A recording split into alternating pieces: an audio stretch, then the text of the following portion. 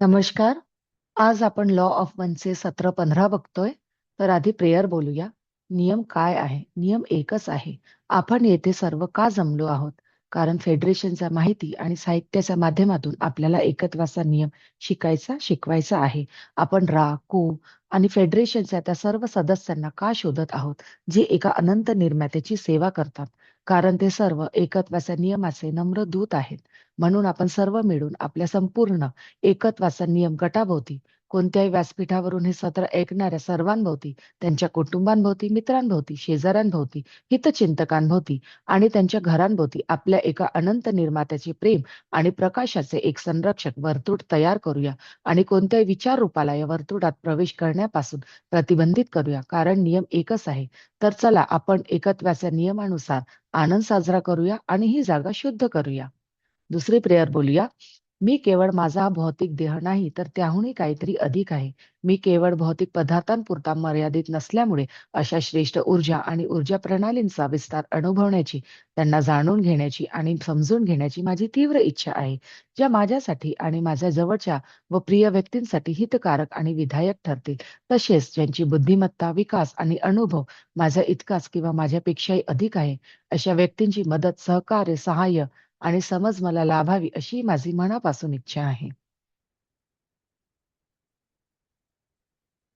तर हे सत्र 15 आहे, जे 30 जानेवारी 1981 ला चॅनलाइज करण्यात आले होते.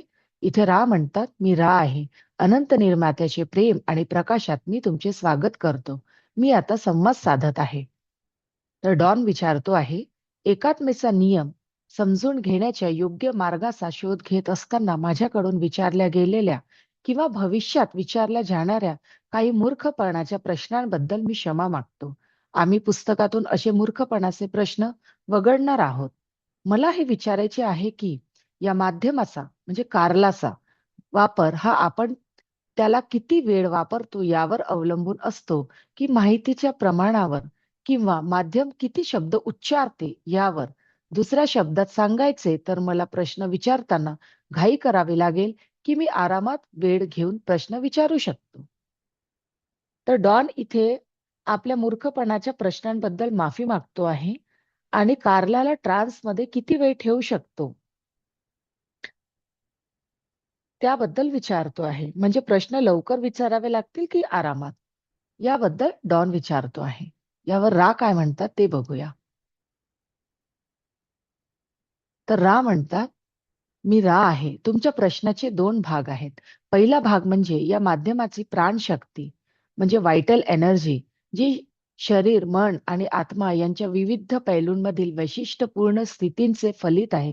तीच आम्ही या माध्यमाचा वापर किती वेळ करू शकतो हे ठरवणारी मुख्य बाब आहे. तुमच्याशी संपर्क साधताना आम्ही तुमच्या संपूर्ण गटाची तपासणी केली होती. कारण तुमच्या गटातील प्रत्येकाकडे शारीरिक स्तरावरील प्राणशक्ती अधिक प्रमाणात होती. तरीही या मायावी जगात अस्तित्वात असतानाच्या मन, शरीर, आत्मा यांच्या विशिष्ट स्थितींमुळे हे माध्यम सर्वात योग्यरित्या जुळवून घेतले गेले होते. म्हणूनच आम्ही या माध्यमासोबत राहिलो. दुसरा भाग म्हणजे आम्ही एका निश्चित गतीने संवाद साधतो. जी गती या माध्यमाच्या काळजीपूर्वक हाताळणीवर अवलंबून असते. आम्ही तुमच्या भाषेत सांगायचे तर अगदी जलद असू शकत नाही. त्यामुळे तुम्ही प्रश्न वेगाने विचारू शकता. परंतु आम्ही जी उत्तरे देतो, ती एका निश्चित गतीनेच दिली जातात. तर इथे रा म्हणत आहेत, की कारलाची जी व्हायटल एनर्जी आहे, यावर अवलंबून आहे, की ती किती वेळ ट्रान्समध्ये म्हणजे ध्यान अवस्थेत राहू शकते. या सत्राच्या आधी रा यांनी या ग्रुपला नीट या ग्रुपची नीट तपासणी केली होती. त्यांच्यामध्ये म्हणजे ह्या ग्रुपमध्ये एवढे संयम, शक्ती म्हणजे त्यांची व्हायटल एनर्जी आहे, की जेणेकरून संपर्क व्यवस्थित प्रस्थापित होत होता. पुढे रा म्हणतात, तुमच्या सगळ्यांमध्ये ही व्हायटल एनर्जी भरपूर आहे. या मायावी जगात देखील कारला अगदी योग्यरित्या संपर्क साधून ग्रुपला माहिती देत आहे. त्यामुळेच रा हे कारलाच्या संपर्कात राहिलेत. पुढे दुसरा भाग म्हणजे रा हे एका ठराविक गतीनेच उत्तरे देऊ शकतात. प्रश्न वेगाने असो किंवा हळू असो. मग डॉन विचारतो आहे, मला नेमके हेच म्हणायचे नव्हते. समजा मला माझे प्रश्न विचारण्याआधी 45 मिनिटे लागली, तर त्यामुळे माध्यमाला उत्तर देण्यासाठी पूर्ण तासाऐवजी फक्त 15 मिनिटे उरतात का? की आपण एका तासापेक्षा जास्त वेळ घेऊ शकतो आणि माध्यम अधिक वेळ उत्तरे देऊ शकते. तर डॉनला असं विचारायचं आहे, की जर एका तासाच्या सत्रामध्ये डॉन 45 मिनिटे जर प्रश्न विचारतो आहे, तर कार्लाला फक्त 15 मिनिटे मिळतील उत्तर द्यायला. त्यामुळे हे जे सत्र आहे ते जास्त वेळ घेऊ शकतो का? यावर रा म्हणतात, "मी रा आहे. या संपर्कासाठी आवश्यक असलेली ऊर्जा या माध्यमामध्ये वेळेच्या प्रक्रियेद्वारे प्रविष्ट केली जाते.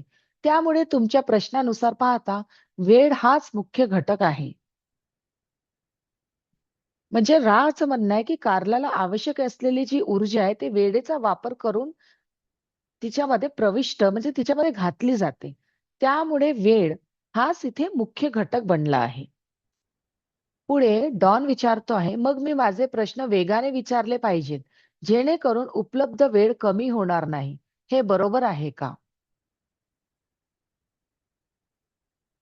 त्यावर रा म्हणतात, "तुम्हाला योग्य वाटेल तसे तुम्ही करावे. तथापि आम्ही असे सुचवू इच्छितो, की तुम्हाला हवी असलेली उत्तरे मिळवण्यासाठी तुम्हाला तुमचा किती वेळ खर्च करावा लागेल. जरी यात उत्तरासाठी वेळ खर्ची पडत असला, तरी त्या बदल्यात तुम्हाला अधिक नेमकी उत्तरे मिळतात.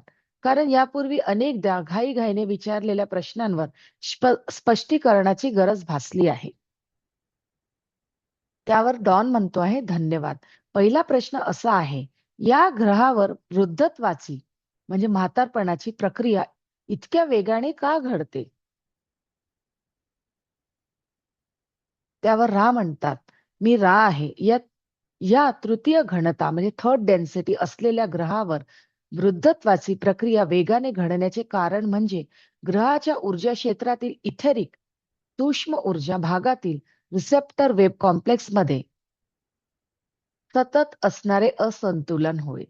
तुमच्या लोकांच्या विचारांमधील विकृतींमुळे ऊर्जेचा प्रवाह ग्रहाच्या चुंबकीय वातावरणात, ज्याला तुम्ही ऊर्जेच्या नमुन्यांची जाडी म्हणू शकता, अशा प्रकारे प्रवेश करतो की त्या योग्य प्रवाहामध्ये अस्तित्वाच्या त्या ऑक्टेव्हच्या वैश्विक स्तरावरून नेणारा संतुलित कंपनात्मक प्रकाश प्रेम योग्यरित्या सामावलेले नसते."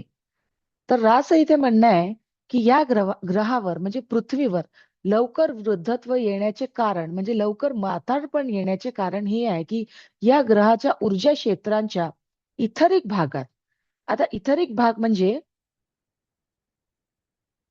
जी आपल्या जवळपास असलेली ही वायू असते, ही जी वायू नसून इथर आहे. म्हणजे सूक्ष्म ऊर्जा आहे. त्याला हे इथर म्हणतात. तर इथरिक भागात असलेले जे रिसेप्टर वेब कॉम्प्लेक्स आहे, म्हणजे तिथे स्पेस आहे. तिथे सतत असंतुलन निर्माण होते.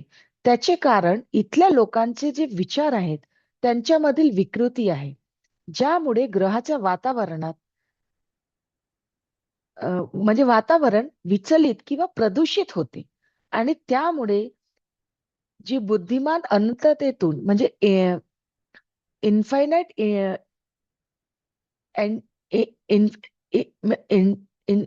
इंटेलिजंट इन्फिनिटी मधून येणारी जी प्रेम प्रकाशाची ऊर्जा आहे, ती पृथ्वीपर्यंत रित्या पोहोचत नाही.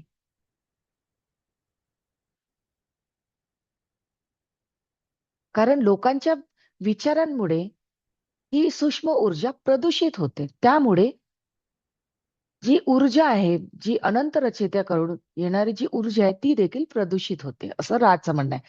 त्यामुळे इथे म्हातारपण किंवा वृद्धत्व लवकर येत आहे.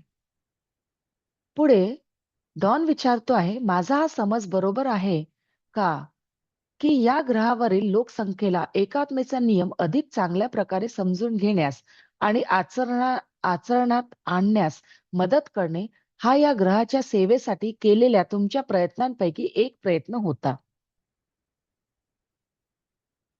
जेणेकरून ही वृद्धत्वाची प्रक्रिया विशेषतः वेगाने होणारे वृद्धत्व सामान्य वृद्धत्वाकडे बदलता येईल." तर रा म्हणतात तुमचा समज बऱ्यापैकी बरोबर आहे.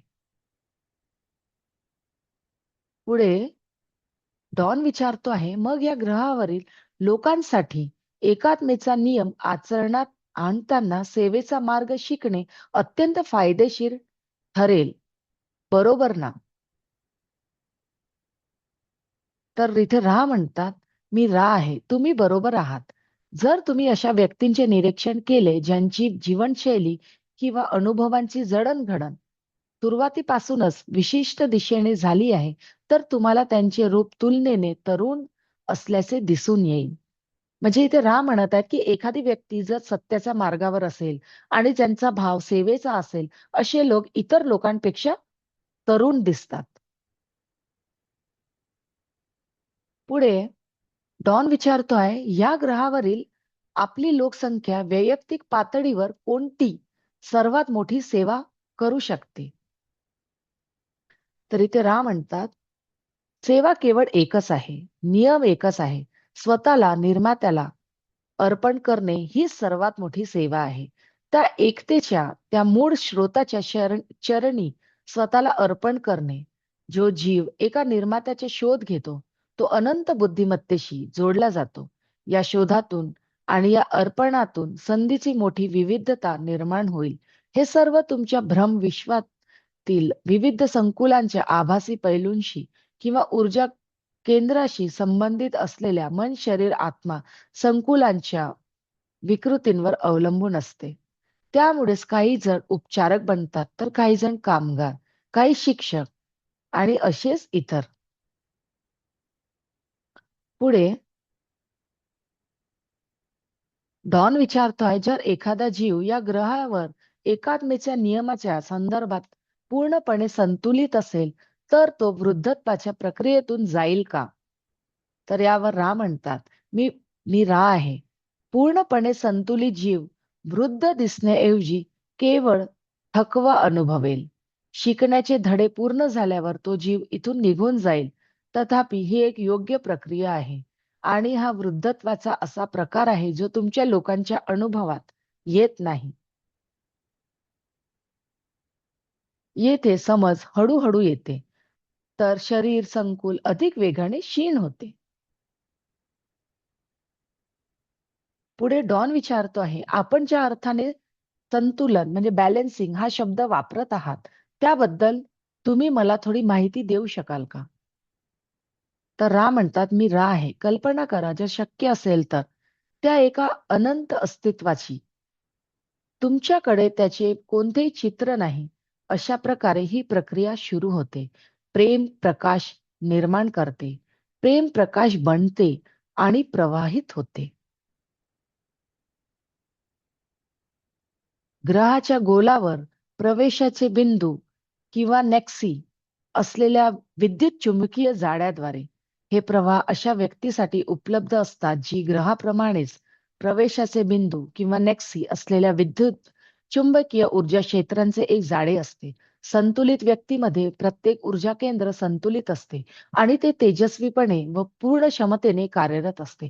तुमच्या ग्रहाच्या गोलावरील अडथळ्यांमुळे बुद्धिमान ऊर्जेमध्ये काही प्रमाणात विकृती निर्माण होते. मन, शरीर, आत्मा संकुलातील अडथळे या ऊर्जेला आणखी विकृत किंवा असंतुलित करतात. ऊर्जा एकच असते. तिला प्रेम प्रकाश किंवा प्रकाश प्रेम किंवा बुद्धिमान ऊर्जा म्हणून समजले जाऊ शकते. तर इथे रा म्हणत आहेत, की वन इन्फायनाइट क्रिएटरची कल्पना करा. त्यांची काही फोटो नाही. इथूनच एक प्रक्रिया सुरू होती, जिथे प्रेमातून प्रकाश निर्माण होतो. आणि हा प्रेम प्रकाश इलेक्ट्रोमॅग्नेटिक वेब पॉइंटच्या द्वारे ग्रहावर प्रवाहित होत असतो. ह्याच प्रकारे एखाद्या संतुलित व्यक्तीमध्ये देखील ह्या ग्रहाप्रमाणे हा प्रेम प्रकाश प्रवाहित होत असतो. कारण त्याची ऊर्जा केंद्रे संतुलित असतात. म्हणजे एनर्जी सेंटर्स जे असतात ते संतुलित असतात. तसेच त्यांच्यामधील इलेक्ट्रोमॅग्नेटिक वेब पॉइंट्स म्हणजे ऊर्जा क्षेत्रे जे आहेत, ते अधिक तीव्रतेने काम करतात. आपल्या ग्रहावरील काही थॉट्स किंवा भ्रांती या बुद्धिमान ऊर्जेला प्रवाहित होण्यापासून थांबवतात. त्याप्रमाणे इथले लोकांचे जे ग्रुप जर विचारांनी असंतुलित असले तर ही ऊर्जा अधिकच विकृत म्हणजे अधिकच असंतुलित होऊन जाते. ऊर्जा तर एकच आहे. या ऊर्जेला प्रेम प्रकाश, प्रकाश प्रेम किंवा बुद्धिमान ऊर्जेच्या रूपात आपण समजू शकतो. इथे नेक्सी हा शब्द वापरला आहे. नेक्सी म्हणजे कनेक्टेड स्वरूप असते.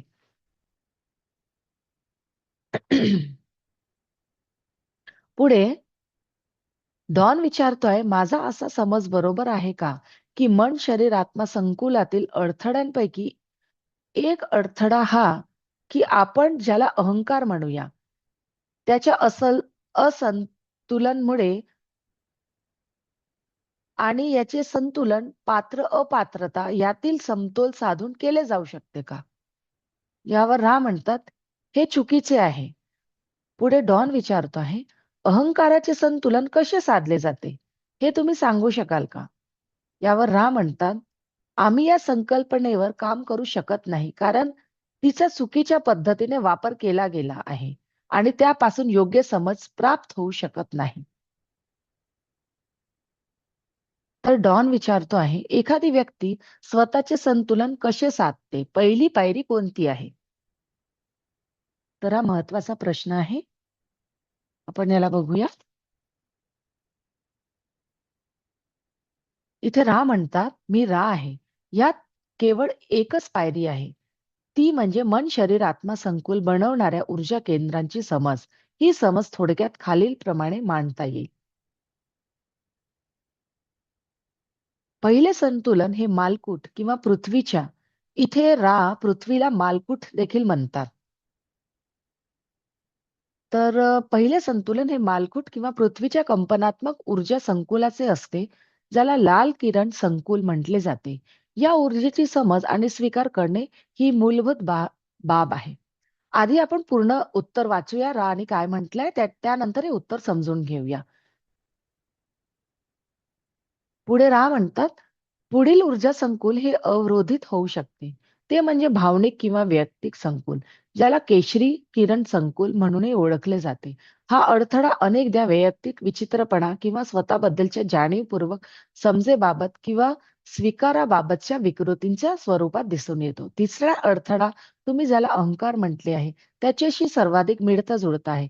पिवळ्या किरणाचे किंवा सोलार प्लेक्सस केंद्र आहे. या केंद्रातील अडथळे अनेकदा सत्ता हाताळणी आणि मन, शरीर, आत्मा संकुलाशी संबंधित किंवा जवळच्या व्यक्तीशी वागताना दिसणाऱ्या इतर सामाजिक वर्तणुकीतील विकृतींच्या स्वरूपात प्रकट होतात. ज्यांच्या या पहिल्या 3 ऊर्जा केंद्रांमध्ये किंवा ऊर्जा संगम स्थानामध्ये अडथळे आहेत, त्यांना लॉ ऑफ वन म्हणजे एकत्वाचा नियम शोधण्याच्या प्रक्रियेत पुढे जाण्यासाठी सतत अडचणींचा सामना करावा लागेल.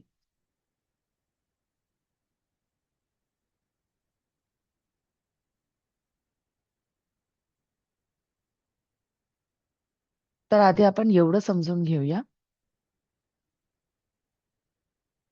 तर राणी जे एनर्जी सेंटर समजवले आहे, ऊर्जा केंद्रे ज्याला आपण म्हणू, ते मी इथे त्याची एक पिक्चर दाखवते आहे. तर पहिलं पहिलं चक्र म्हणजे हे रेड रे आहे. त्याला रेड रे किंवा लाल किरण असेही संबोधले जाते. हे पृथ्वीशी जोडलेले आहे. स्वतःच्या शारीरिक अस्तित्वाचा स्वीकार करणे आणि या ऊर्जेला समजून घेणे हे या पहिल्या चक्रात असते. दुसरं चक्र याला स्वादिष्टान चक्र म्हटल्यात आलंय, म्हणजे ऑरेंज रे किंवा केशरी किरण. हे जे चक्र आहे हे भावना आणि स्वतःशी संबंधित ऊर्जा केंद्र आहे. येथे अडथळा असल्यास व्यक्तीला स्वतःला समजून घेण्यात किंवा भावनिक संतुलन राखण्यात अडचणी येतात. तिसरं जे चक्र आहे ते पिवळ्या रंगाचे असते. त्याला येलो रे, पिवळा किरण किंवा मणिपूर चक्र म्हणण्यात येते. हे चक्र अहंकार, सत्ता आणि समाजातील नातेसंबंधाशी संबंधित आहे. तर रा म्हणतात की येथे अडथळे असल्यास व्यक्ती दुसऱ्यांवर नियंत्रण ठेवण्याचा प्रयत्न करत असतो प्रयत्न करत असतो. सामाजिक समस्या त्याच्या मनात निर्माण होत असतात. तर इथे राम म्हणतात की या पहिल्या 3 चक्रात म्हणजे ह्या पहिल्या 3 ऊर्जा केंद्रांमध्ये जर अडथळे असतील तर व्यक्तीला आध्यात्मिक प्रगतीमध्ये अडथळे येऊ शकतात. पुढचे चक्र बघूया. हृदय केंद्र किंवा हिरव्या रंगाचे किरण ऊर्जा असलेले केंद्र हे असे केंद्र आहे जिथून तिसऱ्या घनतेतील जीव अनंत बुद्धिमत्तेच्या दिशेने झेप घेऊ शकतात. या क्षेत्रातील अडथळे विश्वव्यापी प्रेम किंवा करुणा व्यक्त करण्यात अडचणींच्या स्वरूपात दिसून येऊ शकतात. निळ्या रंगाची किरण ऊर्जा असलेले केंद्र हे असे केंद्र आहे जिथे ऊर्जा केवळ आत येत नाही तर बाहेरही प्रवाहित होते. ज्यांच्या या क्षेत्रात अडथळे आहेत त्यांना स्वतःच्या आत्म-मन संकुलाचे स्वरूप समजून घेण्यात आणि त्यातून स्वतःबद्दलची समज व्यक्त करण्यात अडचण येऊ शकते. या क्षेत्रात अडथळे असलेल्या जीवांना इतर मन, शरीर, आत्मा संकुलांकडून येणारा संवाद स्वीकारण्यात अडचणी येऊ शकतात.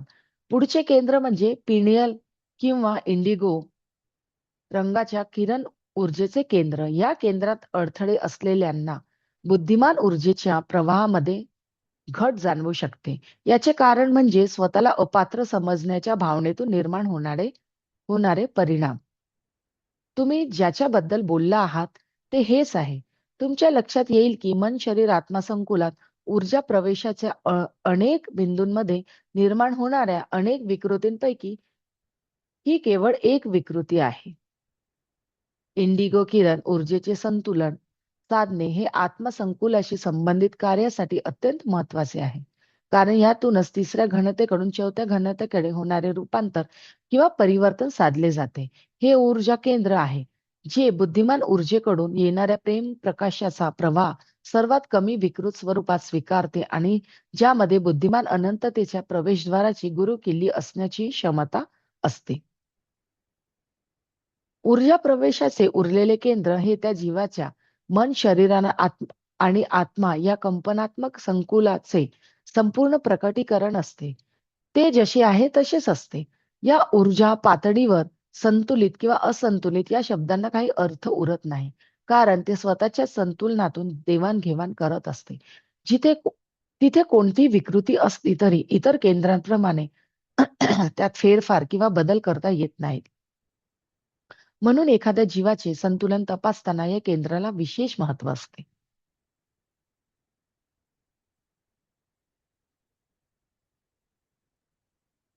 तर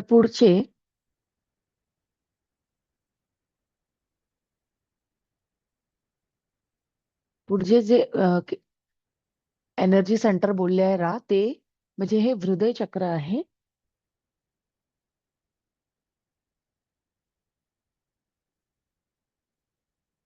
ज्याला ग्रीन रे किंवा हिरवा किरण याला अनाहत चक्र देखील म्हणतात.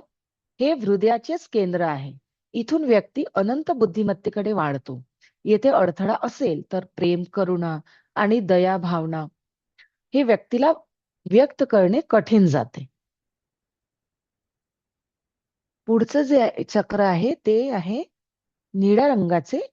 त्याला विशुद्ध किंवा किरण किंवा ब्ल्यू रे असे म्हणतात.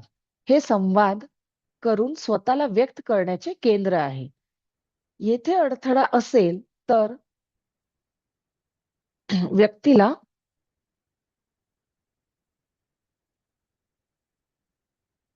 व्यक्तीला स्वतःला व्यक्त करण्यात अडथळा येऊ शकतो. म्हणजे स्वतःच्या भावना आणि विचार समजून घेणे किंवा स्पष्टपणे सांगणे आणि इतरांचे म्हणणे मनापासून स्वीकारणे कठीण जाते. पुढचं जे आहे एनर्जी सेंटर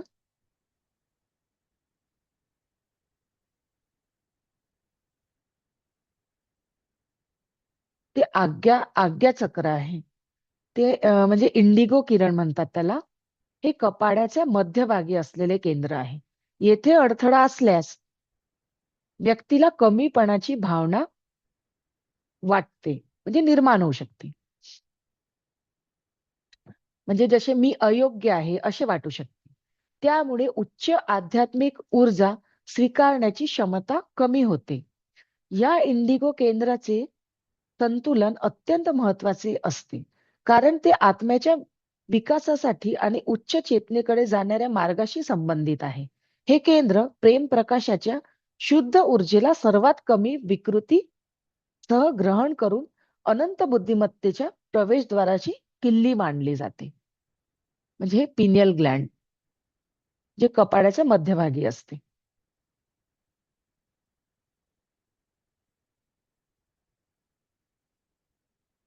आणि हे जे शेवटचे चक्र आहे हे आहे सहस्त्रार चक्र. हे जांभळ्या रंगाचे असते. जांभळा किरण किंवा व्हायलेट रे म्हणतात त्याला. हे शेवटचे ऊर्जा केंद्र आहे. ते मन, शरीर, आत्मा यांच्या एकूण व्हायब्रेशनचे पूर्ण प्रतिबिंब असते. या स्तरावर असंतुलन म्हणणे बरोबर नाही. कारण हे जे ऊर्जा केंद्र आहे हे स्वतः आपले संतुलन राखते. इतर चक्रांप्रमाणे यावर थेट काम करता येत नाही. त्यामुळे आधी खालचे जे चक्र आहेत त्यांना संतुलित करावे लागतात.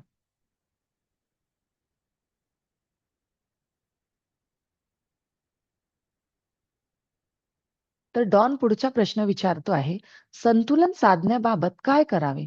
याबद्दल तुम्ही आम्हाला यापूर्वी काही माहिती दिली होती. या केंद्रांचे संतुलन साधण्यासाठी काही विशिष्ट व्यायाम किंवा पद्धतींबद्दल अशी काही माहिती आहे का, जी आम्ही आता प्रकाशित करू शकतो?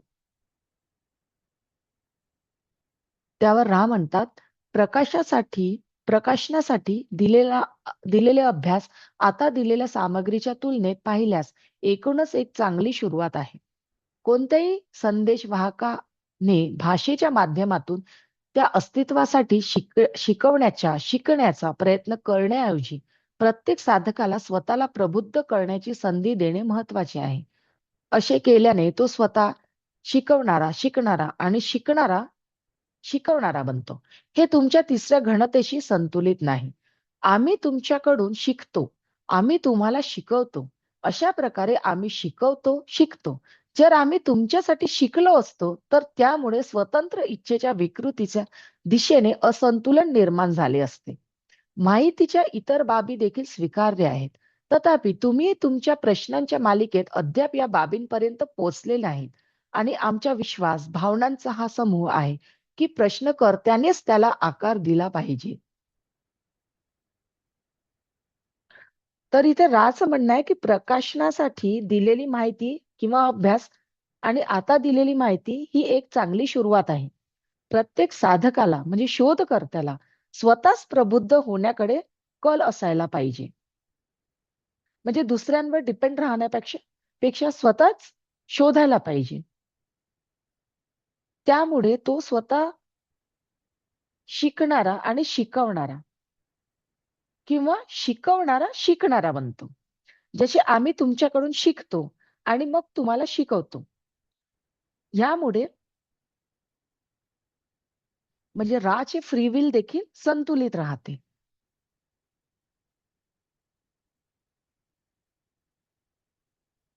पुढे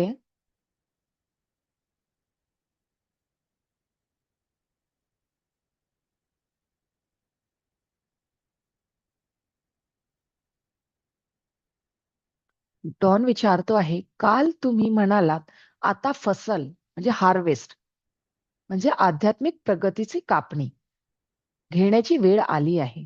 दीर्घायुष्यासाठीच्या विकृतींवर प्रयत्न करण्याऐवजी स्वच्या गाभ्याकडे म्हणजे हार्ट ऑफ सेल्फ कडे नेणाऱ्या विकृतींना प्रोत्साहन देणे अधिक योग्य आहे.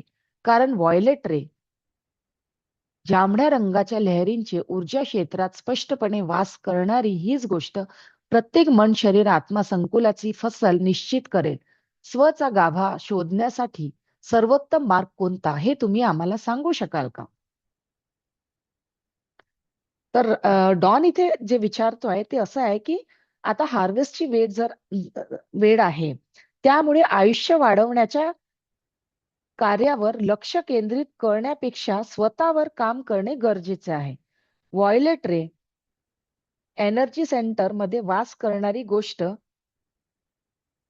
ही हार्वेस्ट निश्चित करते, असे रा आधी बोलले होते. त्यामुळे स्वतःचा गाभा शोधण्याचा उत्तम मार्ग कोणता, असं डॉन विचारतो आहे. यावर रा काय म्हणतात ते बघू. तर रा म्हणतात की मी रा आहे. आम्ही तुम्हाला ही माहिती अनेक शब्दात दिली आहे. तरीही आम्ही एवढे सांगू शकतो की तुमच्या आकलनासाठी आवश्यक असलेली मुख्य बाब म्हणजे स्व म्हणजेच मन, शरीर, आत्मा संकुल. तुम्हाला उपचार, ज्याला तुम्ही एक विकृती म्हणता, याविषयी माहिती दिली गेली आहे. या माहितीकडे स्वला समजून घेण्याचे मार्ग म्हणून अधिक व्यापक संदर्भात पाहिले जाऊ शकते. स्वला समजून घेणे, अनुभवणे, स्वीकारणे आणि स्वचे स्वशी, इतर स्वशी म्हणजे इतर व्यक्तींशी आणि शेवटी निर्मात्याशी एकरूप होणे, हा स्वच्या गाभ्याकडे जाणारा मार्ग आहे. तुमच्या स्वच्या प्रत्येक अतिसूक्ष्म भागात तो एक परमेश्वर त्याच्या संपूर्ण सामर्थ्यासह वास करतो. म्हणूनच आम्ही केवळ अशा प्रकारच्या चिंतनाला प्रोत्साहन देऊ शकतो आणि यासाठी ध्यान, चिंतन किंवा प्रार्थना यासारख्या साधनांची आवश्यकता असल्याचे नेहमीच नमूद करतो. या साधनाद्वारे विविध आकलनांचा वापर किंवा मेळ घालून शोध घेण्याची प्रक्रिया अधिक समृद्ध करता येते. प्रक्रिया उलटवून पाहिल्याच्या अशा पद्धतीशिवाय शोध घेताना प्राप्त झालेली अनेक आकलनं एकात्मेमध्ये विलीन करणे शक्य होणार नाही. तर इथे राम म्हणत आहेत की स्व म्हणजे मन, शरीर, आत्मा संकुल म्हणजे माइंड, बॉडी, स्पिरिट कॉम्प्लेक्स. याची हिलिंग म्हणजे याची उपचार म्हणजे प्रत्येक एनर्जी सेंटरवर काम करणे असे आहे. स्वला समजून घेणे, अनुभवणे, स्वीकारणे म्हणजे स्वतःला समजून घेणे म्हणजे माइंड, बॉडी कॉम्प्लेक्स याला समजून घेणे, मन, शरीर, आत्मा त्याला समजून घेणे, अनुभवणे, स्वीकारणे. तसेच इतरांचेही स्वला समजून घेणे म्हणजे त्यांचेही मन, शरीर, आत्मा सं- संकुलांना समजून घेणे, अनुभवणे, स्वीकारणे आणि शेवटी निर्मात्याशी एकरूप होणे, हाच स्वच्या गाभ्याकडे जाणारा मार्ग आहे. आपल्या स्वच्या प्रत्येक अतिसूक्ष्म भागात म्हणजे each and every part of a body cell आपण त्याला म्हणू शकतो. म्हणजे अति सूक्ष्म भागामध्ये क्रिएटर म्हणजे परमेश्वर सामावलेला आहे आणि हे जाणून घेण्यासाठी ध्यान, चिंतन, प्रार्थनेची गरज असते. यामुळे क्रिएटरला शोधायचे मार्ग अधिक प्रबळ होतात. म्हणजे जर तुम्ही ध्यान, चिंतन आणि प्रार्थना केली तर तुम्ही क्रिएटरकडे जाणारा मार्ग लवकर शोधू शकता. पुढे डॉन विचारतो आहे, मला तोच प्रश्न पुन्हा विचारायचा नाही. परंतु काही गोष्टी मला इतक्या महत्वाच्या वाटतात की त्या वेगळ्या शब्दात पुन्हा मांडल्यास अधिक चांगली समज मिळू शकेल. तुमच्या संयमाबद्दल मी तुमचे खूप आभार मानतो. काल तुम्ही असेही नमूद केले होते की जेव्हा मागील 25,000 वर्षाच्या कालावधीच्या शेवटी कोणतीही फसल म्हणजे आध्यात्मिक प्रगतीची कापणी झाली नाही, तेव्हा तिथे असे काही जीव एंटिटीज होते जे फसलसाठी पात्र होते आणि जे चौथ्या घनतेमध्ये म्हणजे फोर्थ डेन्सिटी मध्ये प्रवेश करण्याची पद्धत स्वतः निवडणार होते. चौथ्या घनतेमध्ये प्रवेश करण्याची पद्धत ते स्वतः निवडतील, याचा नेमका अर्थ काय हे तुम्ही मला सांगू शकाल का? तर इथे रा काय उत्तर देतात ते बघूया. रा म्हणतात, इथे डॉन जे विचारतो आहे ते विचारतोय की दुसरी जी सायकल संपलेली होती म्हणजे 50,000 वर्ष होऊन गेल्यावर देखील काही जे घटक होते, काही जे एंटिटीज होत्या, त्या चौथ्या घनतेसाठी पात्र ठरल्या होत्या. पण तरी देखील त्यांनी याच ग्रहावर राहायचे ठरवले.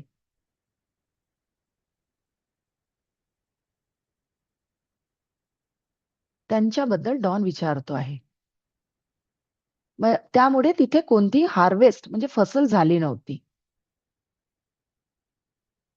तर इथे रा म्हणतात मी रा आहे. हे मेंढपाळ किंवा ज्यांना काहींनी एल्डर रेस, ज्येष्ठ प्रजाती असे संबोधले आहे. ते स्वतःच त्यांच्या जाण्याची वेळ आणि स्थळ निश्चित करतील. जोपर्यंत त्यांची इतर स्व देखील कापणीसाठी म्हणजे हार्वेस्टसाठी तयार होत नाहीत, तोपर्यंत ते इथून जाण्याची शक्यता कमी आहे. तर इथे त्यांना एल्डर रेस म्हटलेलं आहे, जे फोर्थ डेन्सिटीसाठी पात्र तर ठरले होते, पण त्यांनी इथेच राहून दुसऱ्यांची मदत करण्याचे ठरवले आणि त्यामुळे काही हार्वेस्ट म्हणजे काही कापणी होऊ शकली नव्हती सेकंड सायकलमध्ये, म्हणजे म्हणजे 50,000 वर्ष झाल्यानंतर.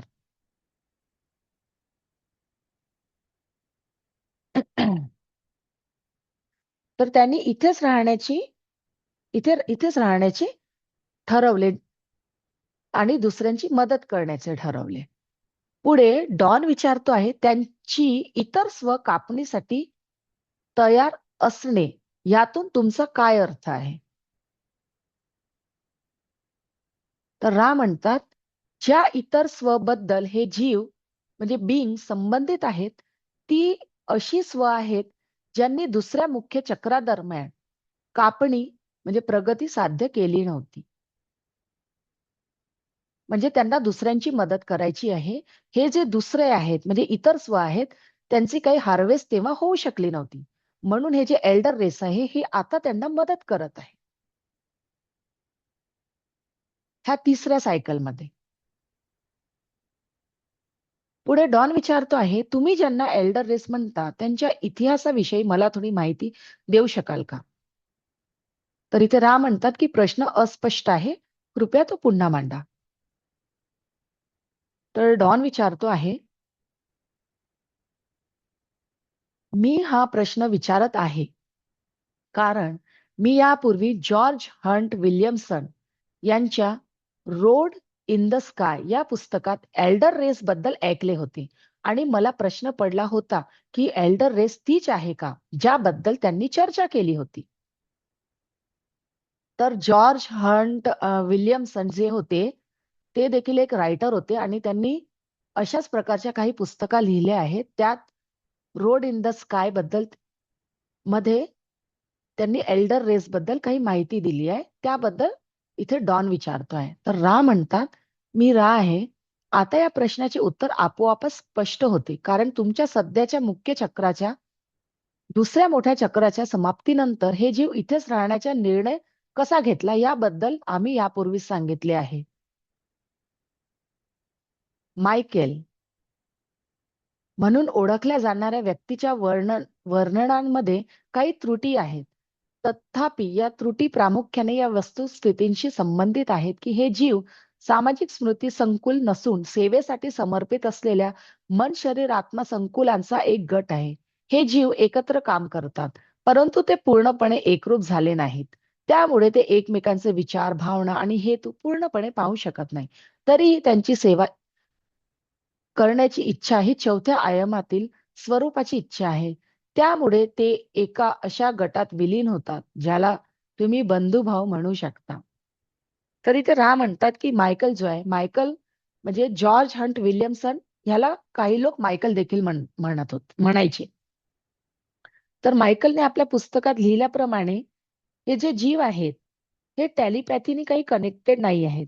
ते सगळे एका गटाचे मेंबर्स आहेत, जे दुसऱ्यांच्या सेवेसाठी तत्पर आहेत. ते एकमेकांचे विचार, भावना आणि हेतू पूर्णपणे पाहू शकत नाही. परंतु त्यांची जी सेवा करण्याची भावना आहे, ती अगदी चौथ्या आयामाची आहे. त्यांनाच आपण बंधुभावाचा गट म्हणू शकतो. ब्रदरहूड. पुढे डॉन विचारतो आहे, तुम्ही त्यांना एल्डर रेस असे का म्हणता? तर रा म्हणतात, आम्ही त्यांना असे संबोधले जेणेकरून तुम्हाला त्यांची ओळख करून देता येईल. ज्या प्रकारे ती तुमच्या मन संकुल विकृतीद्वारे समजली जाते. म्हणजे एल्डर रेस हे आपल्याला आधीपासूनच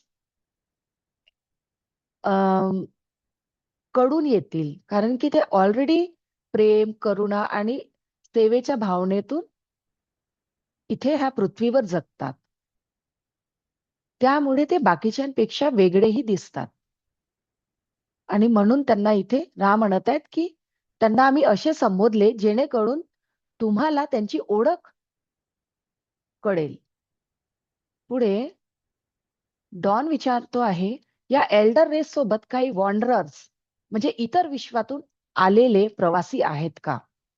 तर आधीच मी सांगितलं होतं, की वॉन्डरर्स म्हणजे दुसऱ्या ग्रहावरून किंवा दुसऱ्या सोलार सिस्टम मधून किंवा दुसऱ्या युनिव्हर्स मधून इथे पृथ्वीवर आलेले काही आत्मे आहेत, ज्यांनी इथे पृथ्वीवर जन्म घेतला आहे, इथल्या लोकांना मदत करण्यासाठी. तर त्याबद्दल डॉन विचारतो आहे, की ह्या एल्डर रेस सोबत वॉन्डरर्स ही आहेत का? तर रा काय म्हणतात ते बघूया. रा म्हणतात, की ह्या ग्रहावरीलच जीव आहेत ज्यांची कापणी झाली आहे. ते केवळ अशा अर्थाने वॉन्डरर्स आहेत, की चौथ्या आयामाकडे जाण्याऐवजी चौथ्या आयामातील प्रेमामुळे त्यांनी त्वरित तिसऱ्या आयामात पुनर्जन्म घेण्याचे निवडले. यामुळे ते एका विशिष्ट प्रकारचे भटके बनतात. असे भटके जे त्यांच्या कंपनाच्या पातळीमुळे नव्हे, तर त्यांच्या मुक्त इच्छेमुळे पृथ्वी तलावरून कधीही दूर गेले नाहीत. तर राम म्हणत आहेत, की त्यांच्यासोबत जे वॉन्डरर्स इथे काम करत आहेत, ते हार्वेस्ट होऊन चौथ्या घनतेत जाण्यापेक्षा पुन्हा तिसऱ्या घनतेतच जन्म घेत आहे. आणि त्यांच्या ह्या फ्री विल म्हणजे मुक्त इच्छेमुळे पृथ्वीतच पृथ्वीच्या घनतेतून ते कधीही दूर गेले नाही. म्हणजे पृथ्वी तलाच्या पासून ते कधीही दूर गेले नाहीत. इथेच ते रिइन्कार्नेट म्हणजे इथेच ते जन्म आणि पुनर्जन्म घेऊन लोकांची मदत करत आहे. तर पुढे डॉन विचारतो आहे, बरं कालच्या माहितीमध्ये तुम्ही असे म्हणाला होतात, की आम्ही एकात्मेचा नियम म्हणजे लॉ ऑफ वन आणि विरोधाभासांचे निराकरण सादर करतो. तुम्ही यापूर्वी असेही नमूद केले होते, की पहिला विरोधाभास किंवा अधिक अचूकपणे सांगायचे तर पहिली विकृती ही मुक्त इच्छा ही विकृती आहे म्हणजे फ्री विल. तुम्ही मला सांगू शकाल का, की यात काही क्रम आहे? एकात्मेचा नियमाच्या संदर्भात पहिली, दुसरी, तिसरी, चौथी विकृती अशी काही श्रेणी आहे का? तर डॉन इथे विचारतो आहे, की काही सिक्वेन्स आहे का? पहिली, दुसरी, तिसरी फ्री विल मध्ये?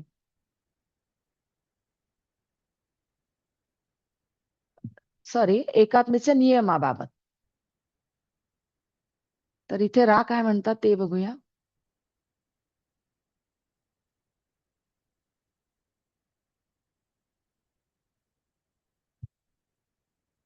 मी रा आहे. केवळ एका अगदी सुरुवातीच्या टप्प्यापर्यंतच असा क्रम असतो. त्या टप्प्यानंतर अनेक विकृतींचे महत्व किंवा स्थान एकमेकांच्या बरोबरीचे असते. पहिली विकृती म्हणजेच मुक्त इच्छा. एका विशिष्ट केंद्रबिंदूंवर केंद्रित असते.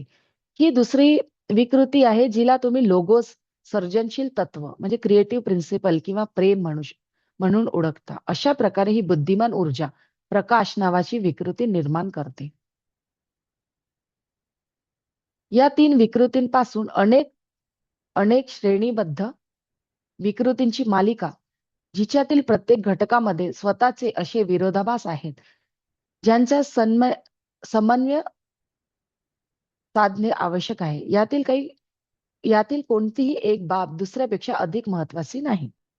पहिलं आहे, तर इथे राम म्हणत आहेत, की फर्स्ट डिस्टॉर्शन जे आहे ते फ्री विल आहे म्हणजे लॉ ऑफ फ्री विल, जे एका केंद्रबिंदूवर फोकस करते. सेकंड डिस्टॉर्शन जे आहे ते लोगोज आहे, ज्याला आपण क्रिएटिव्ह प्रिन्सिपल किंवा लव म्हणतो. अशा प्रकारे इंटेलिजंट एनर्जी लाईट निर्माण करते. हे जे डिस्टॉर्शन्स आहेत हे श्रेणीबद्ध आहेत. त्यामधून मग अनेक घटक आणि त्यांचे विरोधाभास तयार होतात आणि प्रत्येक घटक हे सारखेच महत्वाचे आहेत.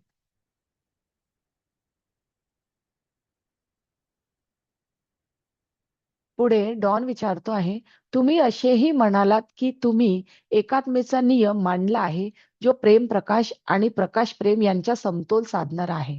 प्रेम प्रकाश आणि प्रकाश प्रेम यांच्यात काही फरक आहे का? तर इथे रा म्हणतात, मी रा आहे. या काळ अवकाश सत्रातील हा शेवटचा प्रश्न असेल. शिकवणे शिकणे आणि शिकणे शिकवणे यांच्यात जसा फरक आहे तसाच फरक प्रेम प्रकाश आणि प्रकाश प्रेम यांच्यात आहे. प्रेम प्रकाश हे सक्षम करणारे, ती शक्ती आणि ऊर्जा देणारे तत्व आहे. प्रकाश प्रेम हे ते प्रकटीकरण आहे, जे तेव्हा घडते जेव्हा प्रकाशावर प्रेमाचा प्रभाव पडतो किंवा प्रकाश प्रेमाने युक्त होतो.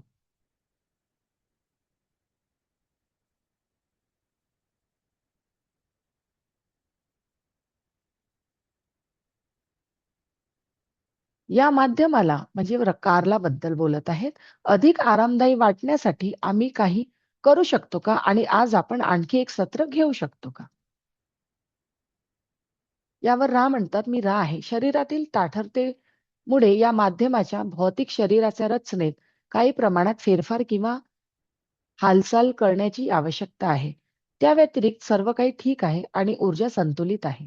तुमच्या भाषेत सांगायचे तर एका प्रिय व्यक्तीबद्दलच्या चिंतेमुळे या माध्यमाला म्हणजे कारलाच्या मानसिक ऊर्जेमध्ये थोडीशी विसंगती निर्माण झाली आहे. यामुळे कारलाची जीवनशक्ती केवळ किंचितच कमी होत आहे. योग्य ती हालचाल किंवा उपचार केल्यास हे माध्यम पुढील कार्यासाठी सज्ज होईल. पुढे डॉन विचारतो आहे, हालचाल किंवा फेरफार म्हणताना तुमचा अर्थ असा आहे का की तिने चालायला जावे की आम्ही तिच्या पाठीला मालिश करावी? त्यावर रा म्हणतात, आमचा उद्देश नंतरचा म्हणजे मालिश करण्याचा होता. यात ही समज असणे आवश्यक आहे की ही क्रिया अशा व्यक्तीने करावी जिचे त्या व्यक्तीशी म्हणजे कारलाशी सुसंवाद आहे. या माध्यमाचा निरोप घेण्यापूर्वी काही छोटे प्रश्न आहेत का? यावर डॉन विचारतो आहे, आम्ही भटके म्हणजे वॉन्डरर्स असल्यामुळे आमच्या मागील घनतेबद्दल तुम्ही आम्हाला काही सांगू शकाल का? आम्ही कोणत्या घनतेतून आलो आहोत? यावर रा म्हणतात, मी प्रत्येकाचे निरीक्षण करतो आणि ही माहिती सामायिक करणे योग्य मानतो. या सत्रातील भटके दोन घनतांमधील आहेत. एक 5व्या घनतेतील म्हणजेच प्रकाशाच्या घनतेतील आणि दुसरे प्रेम प्रकाश किंवा एकात्मीच्या घनतेतील. कोणती व्यक्ती कोणत्या घनतेतून आली आहे हे स्पष्ट करणे म्हणजे प्रत्येकाच्या फ्री विलचे उल्लंघन ठरेल अशी आम्हाला वाटते. म्हणून आम्ही केवळ त्या 2 घनतांचा उल्लेख करत आहोत. त्या दोन्ही घनता एकत्रितपणे कार्य करण्यासाठी सुसंवादीपणे अभिमुख आहेत. मी रा आहे. मी तुम्हाला अनंत निर्मात्याचे प्रेम आणि प्रकाशात सोडून जात आहे. तेव्हा या अनंत निर्मात्याच्या शक्तीत आणि शांततेत आनंद मानत पुढे जा. अदोनाय. तर इथे रा म्हणत आहेत, की हा जो ग्रुप आहे डॉन, कार्ला आणि जिम यांचा, हे 2 वेगवेगळ्या डेन्सिटी मधून हे तिघेही इथे लोकांच्या मदतीसाठी म्हणजे सेवेसाठी आले आहेत. एक व्यक्ती 5th डेन्सिटी म्हणजे प्रकाशाची घनतेतून आला आहे, तर दुसरे 2 हे प्रेम प्रकाश किंवा एकात्मीच्या घनतेमधून आले आहेत. परंतु लॉ ऑफ फ्री विल मुळे रा हे काही स्पष्ट करू शकत नाही, की ते तिघेही कोणकोणत्या डेन्सिटीतील आहेत. पण एक एक आणि 2 जे आहे ते 6व्या डेन्सिटी मधून आहे. सॉरी, एक जो आहे तो 5th डेन्सिटी मधून आहे. आणि जो दुसरा आहे जी प्रकाशाची आहे. आणि जे दुसरे 2 आहेत ते प्रेम प्रकाशाच्या किंवा एकात्मीच्या घनतेमधून आहेत, असे रा म्हणत आहे. म्हणजे कोणती व्यक्ती कोणत्या घनतेतून आली आहे हे काय रा सांगू शकत नाही. तर रा पुढे म्हणतात, की मी तुम्हाला अनंत निर्मात्याचे प्रेम आणि प्रकाशात सोडून जात आहे, तेव्हा त्या एकमेव अनंत निर्मात्याच्या शक्तीत आणि शांततेत आनंद मानत पुढे जा. अदोनाय. तर हे सत्र 15 इथे संपलेलं आहे. धन्यवाद.